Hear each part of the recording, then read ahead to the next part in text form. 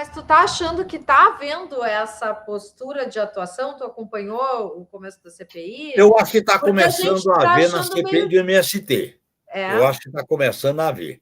Eu acho que eu ainda não vi as sessões da CPI dos atos golpistas.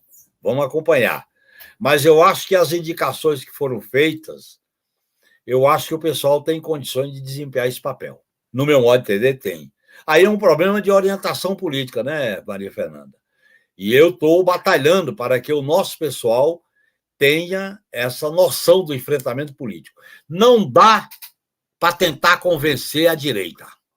Não dá para ter bons modos com a direita. É combate democrático, não é violência, não, é combate democrático. Nada pode ficar sem resposta. Tudo tem que ter pronta resposta. Não vamos levar desaforo para casa. É só a gente levar em conta, Maria Fernanda, o que o Dino está fazendo. É fácil de fazer. Tem experiência concreta. E eu acho que o governo tem que estar... O Lula tem que dar uma chacoalhada. Chacoalhar os ministros. Pessoal, vamos para campo, vamos entrar em campo. Vamos sair do comodismo. Vamos sair das salas carpetadas com ar-condicionado e ir para o combate e para a rua. Isso tem que fazer. Eu defendo essa linha. Nós não temos outro caminho, Maria Fernanda. Eu vivi essa experiência da paz, da negociação, do Lula Paz e Amor, e eles deram o golpe contra nós, em 2016. Você se lembra disso? Então, nós temos que aprender com a história e com as lições da vida política. Eu vou aproveitar aqui, então, a tua presença, Genuína, e vou passar uma fala do Lula em relação ao Maduro, hoje a Venezuela. Esse também foi uma postura, depois de 7 anos, Maduro volta ao Brasil e o Brasil começa a reestabelecer uma relação com a Venezuela importante, né? Inclusive para o desenvolvimento econômico de ambos os países, fortalecimento dessa questão da América Latina, mas também hoje, nessa momento de pós-verdade, desse fortalecimento da extrema-direita, é também enfrentar uma narrativa, né, Genuíno, que está, inclusive, contaminando a imprensa hegemônica, que hoje só falou sobre isso. E essa fala do Lula, agora depois eu quero ouvir teu comentário, é sobre essa questão da disputa de narrativa sobre a Venezuela. Você sabe a narrativa que se construiu contra a Venezuela, da antidemocracia, do autoritarismo. ¿Sabe? El Servicio de Inteligencia Civil de Venezuela ha desempeñado un papel clave en la vigilancia, el arresto y la detención de personas opositoras al gobierno o percibidas como tales, incluyendo miembros de la oposición política, periodistas, defensores de los derechos humanos y manifestantes. I heard accounts of people being arbitrarily detained and tortured, and of family members being killed in security operations and demonstrations.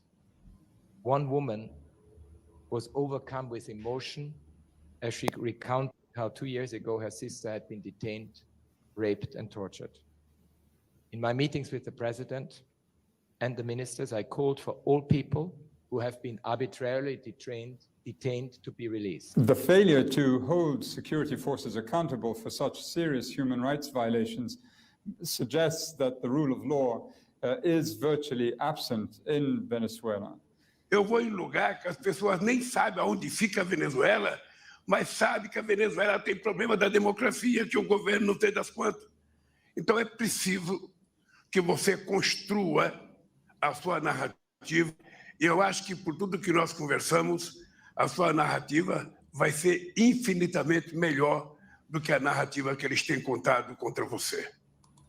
Olha, esse é um vídeo do Metrópolis, que eles fizeram essa montagem colocando essas falas na ONU, dizendo que a Venezuela, que era uma posição da ONU, os problemas que a Venezuela tem em relação com a democracia.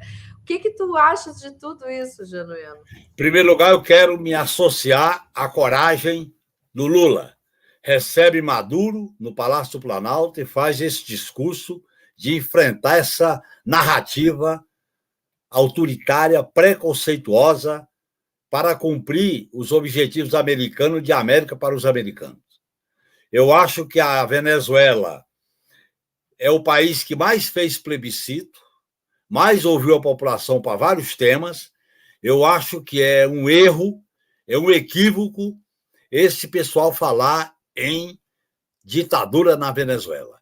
E quem instrumentaliza isso é os Estados Unidos. E o que os Estados Unidos estão fazendo com os imigrantes, na fronteira com o México?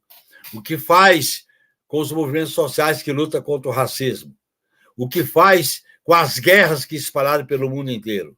Portanto, os Estados Unidos não têm autoridade para dirigir uma campanha contra a Venezuela. Os Estados Unidos querem estabelecer a América para os americanos, por isso que eles querem dividir. Eu acho que o Lula está tomando uma iniciativa importante. Eu acho que ele tem que recolocar, como já propôs a Unasul, recriar a Unasul, o Conselho de Defesa Sul-Americano, porque a geopolítica multipolar pressupõe uma geopolítica regional. Nós integramos um continente, Maria Fernanda, que é rico em proteína, em minérios, em recursos naturais, em petróleo. E é disso que se trata.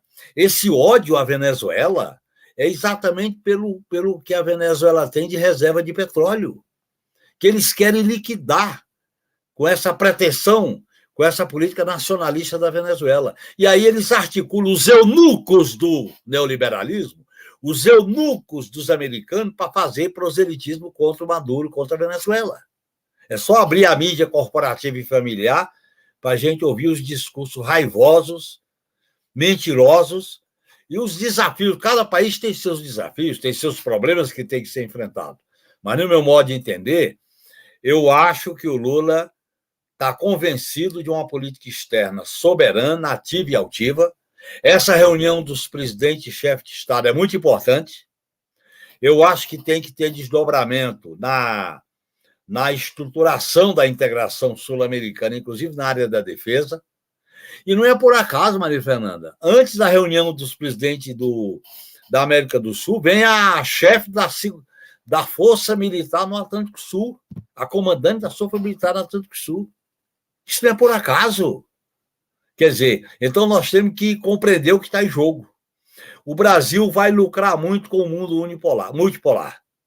O que vai acontecer, já está acontecendo como consequência da guerra na Ucrânia, é a gente entrar na multipolaridade.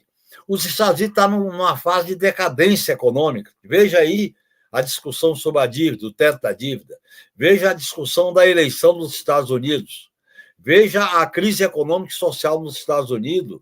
Então, os Estados Unidos não têm moral para ficar dando lição de democracia para nenhum país do mundo.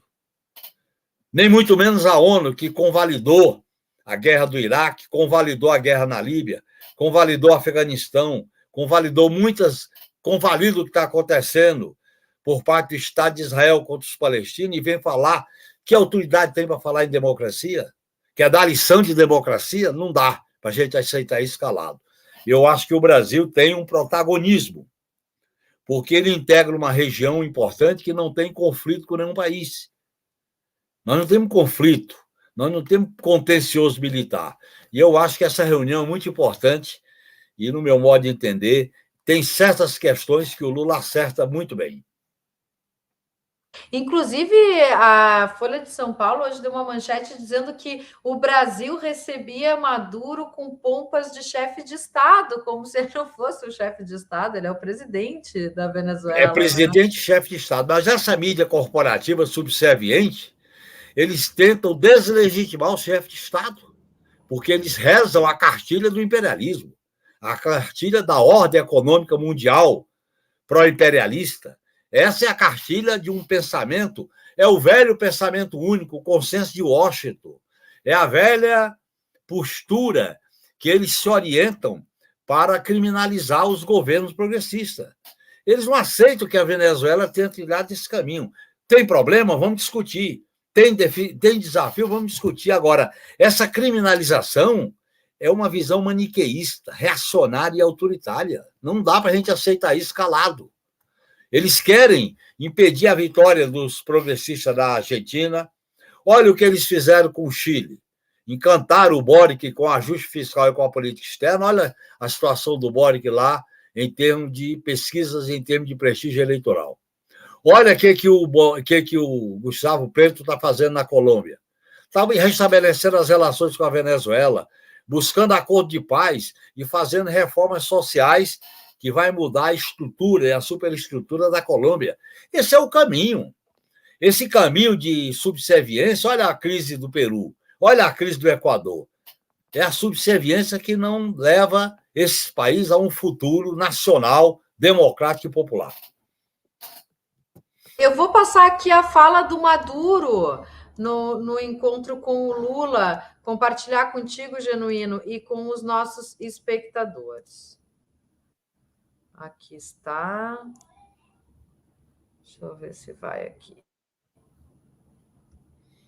Lançaram na Venezuela como mísseis, ou seja, 900 medidas de sanções econômicas, sancionaram tudo o que era possível sancionar. E a Venezuela passou de uma receita anual de 56 bilhões de dólares, isso falando de petróleo ao ano, a uma entrada de 700 milhões de dólares por ano. E nós resistimos, ou seja, várias agressões comerciais, políticas, diplomáticas, acompanhadas de uma agressão midiática que impôs essa narrativa ao mundo, ou seja, que a Venezuela é um Estado falido, um Estado não democrático. Pouco se sabe no mundo que durante esses 24 anos de revolução, na Venezuela tivemos 29 eleições, Lula.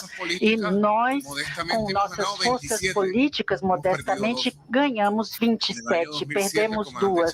E a oposição tem 4 governadores, ou seja, 4 bons governadores, líderes da oposição. Assim, vemos que a Venezuela está preparada, temos defendido nosso direito à independência, à soberania, conquistamos a paz que tentaram nos tirar e hoje essa Venezuela em paz está preparada para os desafios vindouros. Essa, então, foi a declaração de Maduro, defendendo aí, né? É um bom pronunciamento, viu, Maria Fernanda? Um pronunciamento claro. A quantidade de eleições que aconteceram na Venezuela, a denúncia das sanções econômicas, do boicote, do bloqueio, que é muito importante. Que autoridade é essa de um país querer sancionar o outro? Os Estados Unidos quer ser polícia do mundo, com o braço armado da OTAN, para cercar a América do Sul, com bases militares em vários pontos da América do Sul. Que história é essa? E o lamentável que segmentos da elite brasileira, particularmente a mídia, faça coro com esse discurso de criminalização da Venezuela. Eles têm que respeitar os governos que esses países constroem. Tem que ter mais respeito. Esse pensamento autoritário, arrogante dessa imprensa que... Olha, essa imprensa que foi conivente com o surgimento do Bolsonaro, foi conivente com Sérgio Moro e Delanol, foi conivente com o Lava Jato, foi conivente com o Mensalão, fez todas as atrocidades e bateu palma com seus jornalistas sendo verdadeiros assessores desses autoritários de plantão e agora quer continuar dando lição de democracia. Calma lá. Eu acho que a declaração do Maduro foi correta, lúcida, e é isso. O mundo não pode ser dividido dessa maneira. O mundo ocidental, cristão, imperialista é o bem. O resto é o mal. Não dá para a gente cair nessa. Não dá, nós temos que defender na multipolaridade. Nós temos que defender um novo pacto civilizatório para a humanidade. O futuro da humanidade está correndo risco com a Covid, com as epidemias, com a transição ecológica, com a imigração, com a miséria, com a fome, com a desgraça geral. É isso. E nós vamos fechar os olhos para essa propaganda ideológica do imperialismo americano, e alguns meios de comunicação fazem coro com isso. Então, eu acho que foi bom o Lula receber o Maduro, boa a declaração do Maduro, e nós temos que enfrentar. Com essa turma não dá para ser bom mocismo. Não dá. Nós temos que ter posição clara, argumentar, fundamentar, e cada país nós defendemos a autodeterminação dos povos, a soberania de cada país. Se tem problemas, é o povo que vai resolver, não é dando lição de fora para dentro que vai resolver esses problemas. Eu acho que essa reunião tem um peso estratégico muito grande. Por isso que os subservientes do imperialismo estão fazendo esse cerco, usando a Venezuela como bode expiatório.